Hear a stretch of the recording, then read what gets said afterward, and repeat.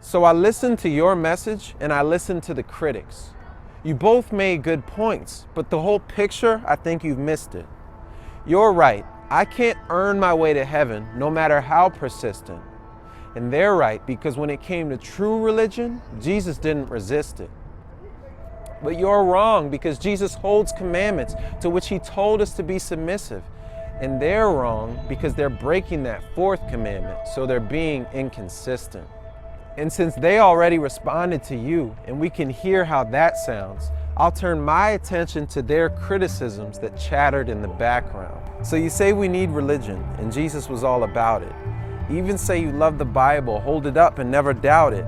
So let's all open it up, check it out, and crowd around it, because there's something in here that's been forgotten, and most religious people haven't found it. I'll give you a clue. It starts with C, and there's 10 commandments in it. It's not multiple choice like A or B, nor an option like eating your spinach. And the 10 commandments are also called the covenant.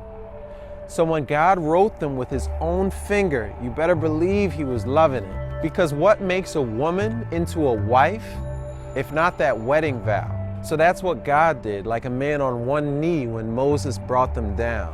It's an agreement, a testament, a covenant of commitment. That's why God called religious people whores when they professed it but didn't live it. Because what use is it to a man if his wife says she loves him, but she messes around with another guy behind the back of her husband? So Jesus said people would come to him on that final day of judgment, saying, "Didn't we do all kinds of good works in your name?" That counts, doesn't it?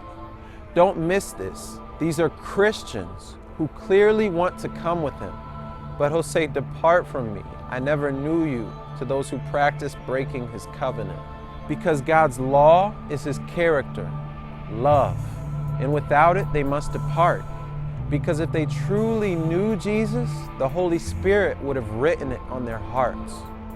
I always hear preachers say reasons why we should not reject Jesus. But what about the reasons he said he'll reject us when he sees us? Like if we don't feed the hungry, give to the poor, visit prisoners, and clothe the naked. We're saved by faith, and then he lives in our place, unless we're faking. I can hear people saying, "You think you're saved by what you do." But what's the one commandment that God said to rest and remember that only he can save you?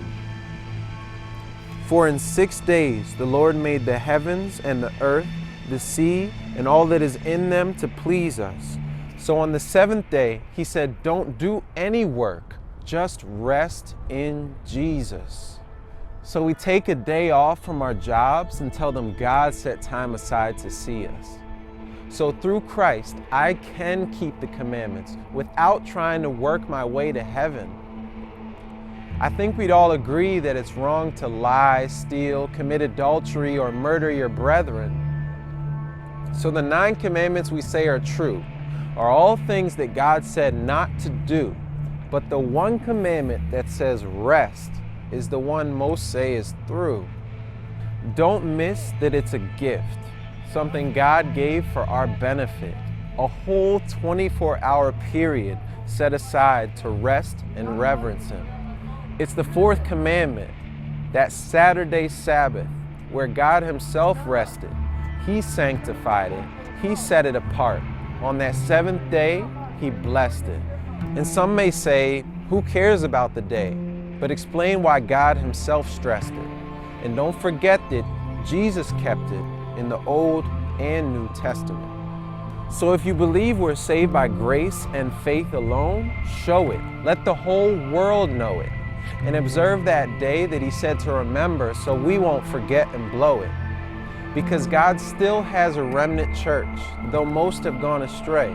And the devil hates their guts because they keep the commandments and their faith.